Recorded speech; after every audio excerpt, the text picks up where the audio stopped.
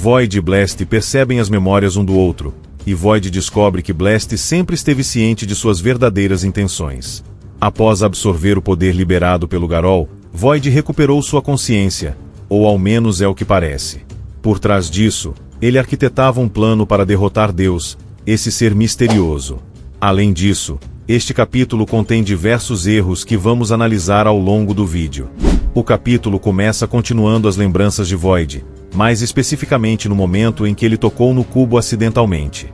Nesse instante, Deus começa a persuadi-lo, falando sobre uma missão extraordinária. Essa missão sugere desconfiança e divisão entre os humanos. Sem desconfiança e conflitos, esses problemas deixariam de existir. Estamos inseridos em um grande plano para tornar essa ideia uma realidade. Dizem. Void mantém um semblante sério.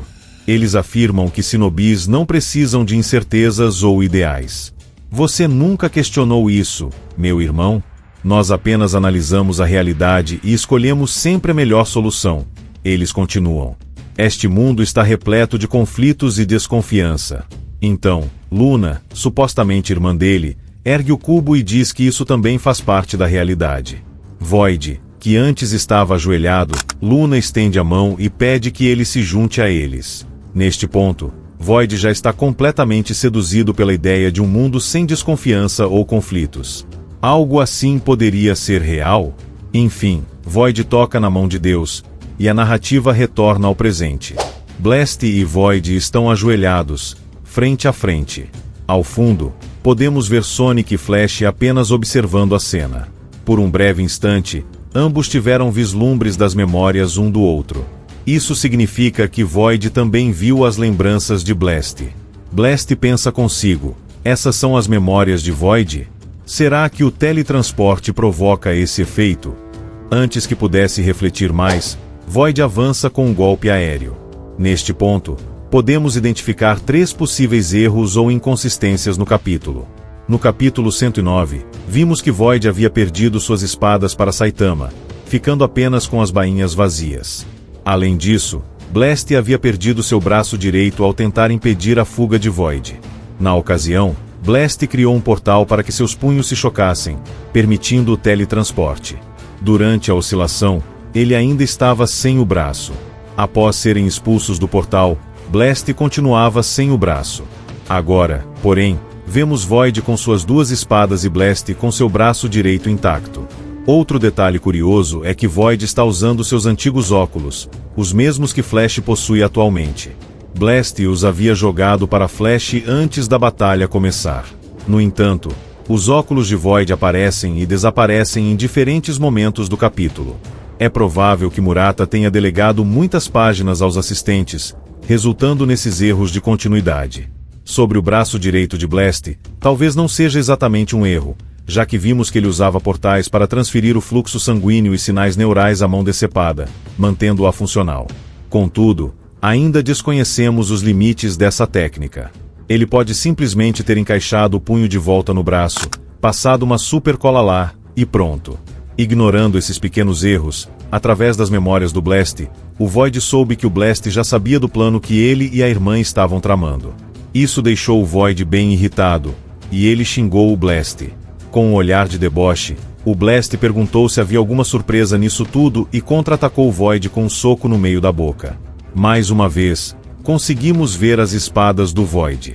O mangá dá um foco nos olhos do Blast, e ele diz, se eu fosse cego, não teria percebido, não teria visto a força. Eu adoro enfrentar oponentes poderosos. A Maya não era boa no que fazia. Truques e coordenação não importam muito. Através de seus olhos, ele conseguiu enxergar toda a mentira e malícia do Void naquela época. Mesmo sabendo que Maya era uma espiã, ele foi lá e teve um filho com ela. O Blast continua, e o mais importante, você não tem motivo para arrancar minha cabeça tão rápido. O Void abre um leve sorriso, se levanta e diz, exatamente, não há mais a opção de deixar você viver e ir embora. Void adota uma postura bastante robusta para enfrentar o Blast, e é possível ver ele concentrando boa parte de suas forças nas pernas antes de avançar com tudo para cima do Blast. Nesse quadro, a gente quase pode ver uma animação. Ao se aproximar, o Void inicia uma sequência violenta de socos contra o Blast, Mas o Void tinha um segredo. E o que ele escondia era bastante perturbador. Naquele momento, ele absorveu o poder emitido pelo Garou. Void recuperou sua autoconsciência. Ele havia tomado a decisão certa antes de absorver os poderes do Garou cósmico. Void estava estritamente sob o controle de Deus, incapaz de tomar decisões por si só.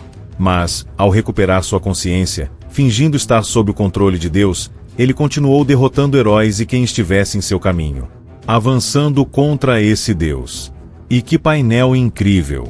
A imponência desse personagem é algo extremamente assustador. O Murata caprichou muito nesse momento.